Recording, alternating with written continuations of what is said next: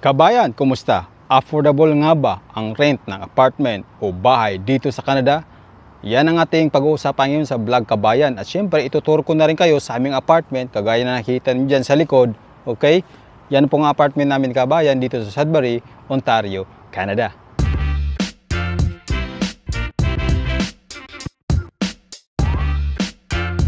Welcome back puli Kabayan, this is Dads from Dads Info TV na isa pong OFW na kakaya mo Kabayan, based po dito sa Sudbury, Ontario, Canada.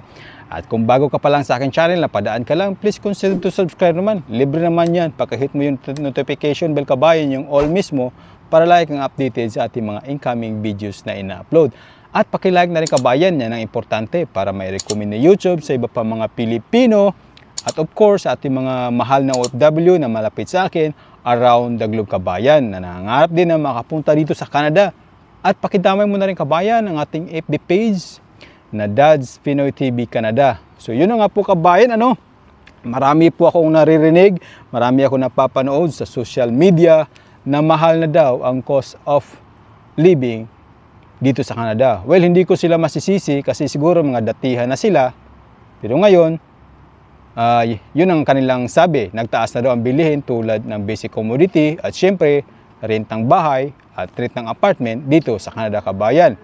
But before we proceed Kabayan, bago natin pag-usapan yan, shout out muna sa ating subscriber na si Kremlin Torx from Kingdom of Saudi Arabia, and of course shout out rin sa aking my lovely wife Pinky at sa aking nag-iisang anak na si Dads Boy, at shout out rin Kabayan sa aking mga relatives dyan sa Davao City at sa mga dating kakilala ko, kaibigan ko dyan sa Dubai, shout out rin. At kung gusto mo pa shout out Kabayan, i-comment mo lang shout out, okay? Comment shout out at i-mention mo kung anong bansa o kung anong job site ngayon, okay? Now, before we talk about rent Kabayan, ay ituturo ko muna kayo sa aking accommodation para makita mo and then mag-decide ka kung mura ba o mahal ito. Okay? So ituturo ko muna kayo Kabayan sa aking apartment na sa aming accommodation. Yung apartment na Kabayan ay nirentahan ng aming employer, so sa kanila nakapangalan yun. Okay? So ang video na ito ay kuha po mismo nung kararating lang namin last week dito sa Ontario, Canada. So please panoorin nyo po Kabayan. So ito po ang aming apartment Kabayan, nasa basement po ito. Pag sinabi kasing basement dito sa Canada Kabayan, ay meron niyang mga unit. So yan po ang aming sala. Hindi ko alam kung carpet ang tawag dyan sa, sa floor. Pero napakaganda Kabayan, hindi masakit sa paa.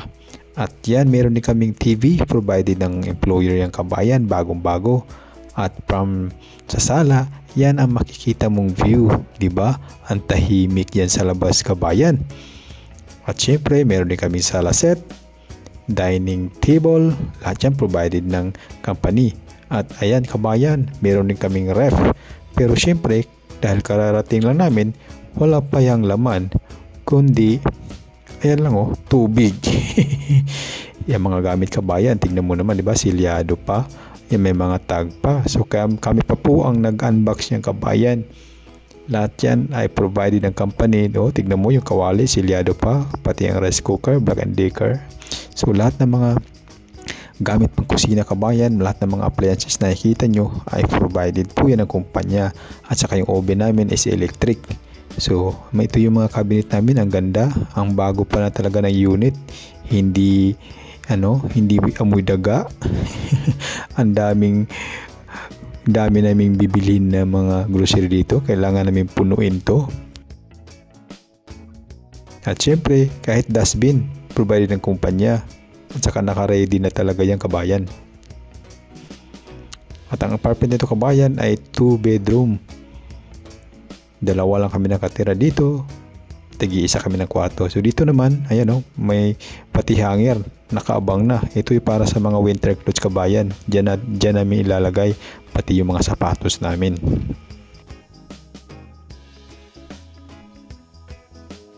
So ang rent nito Kabayan is $1,400 monthly. So maghahati kami 700 ng aking kasama. Dalawa lang kami. Tignan nyo naman, diba? Lahat yan makikita mo bukod sa maleta. Provided ng company, kama, beddings, blanket, unan, pati kortina, at saka siyempre ang ganda ng view natin Kabayan, di ba? Meron pa nga dyan mga squirrel. At syempre, naka-heater na yan. Syempre, malamig dito eh. At saka, meron pang cabinet, towel, meron nakaabang na. At saka, meron pang tignan mo naman meron pang laundry basket. Bilib ako talaga ako kabayan sa employer namin. Kasi nga, kinumpleto nila. Ayan pati hangin meron. So, yan yung mga namin, mga maleta kasi kararating lang namin. Pati yung mga beddings, naka-arrange na. Mga blanket, naka-arrange na talaga kabayan.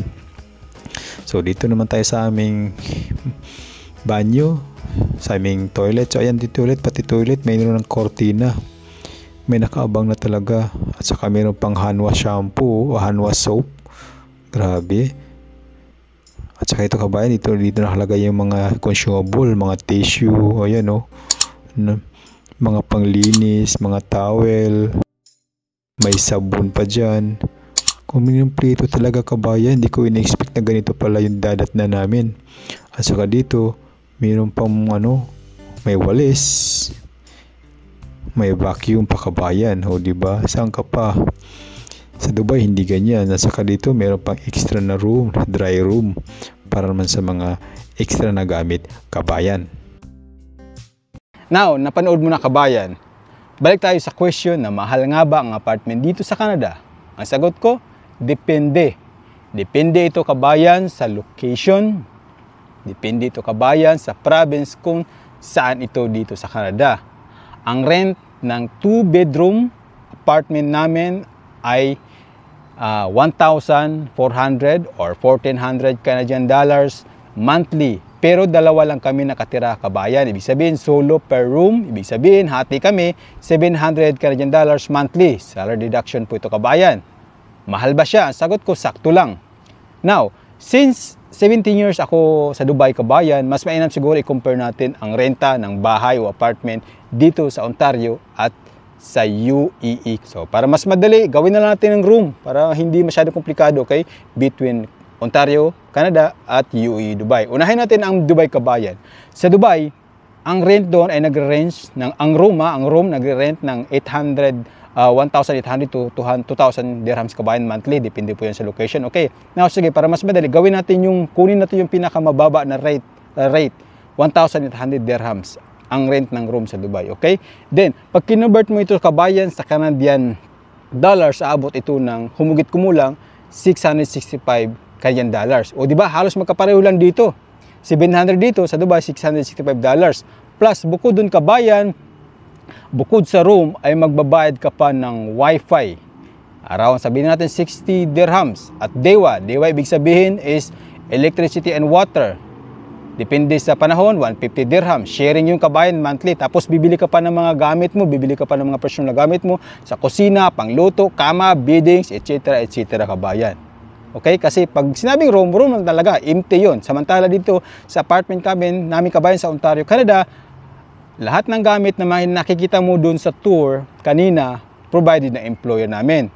Wala kami nilabas na pera kahit 5 duling. Siyempre, bukod dun sa pagkain, kasi pagkain na namin yun eh. Ang babayaran lang namin kabayan ay 700 Canadian dollars, tapos free na yung water and electricity. O diba? Saan ka pa? Now, mabalik tayo sa tanong, sa question na, mahal nga ba ang apartment? Mahal nga ba ang bahay dito sa Canada kabayan? Well, ikaw na ang sasagot dyan kabayan. Okay? Paki-comment mo na lang sa ating comment section. I-comment mo doon kung mahal o mura. Tapos ituloy natin doon ang discussion kabayan. Okay? So please paki-like ng video na ito kabayan. Paki-like naman para may recommend ni YouTube sa iba pa mga OFW na malapit sa akin. At paki-follow din ang ating ipipage na Dad's Pinoy TV Canada. So ngayon andito ko sa labas. Alas 3 na ng hapon. Tamang-tama. Magandang panahon para magbisikleta. Lalabas ako ngayon, magbo-mountain bike. Kasi bibili ako ng konsumo kasi paubos na. At yun lang po kabayan. This is Dads from Dads Info TV mula po dito sa Sudbury, Ontario, Canada. Okay? Mag-ingat kayo. See you soon. Shukran.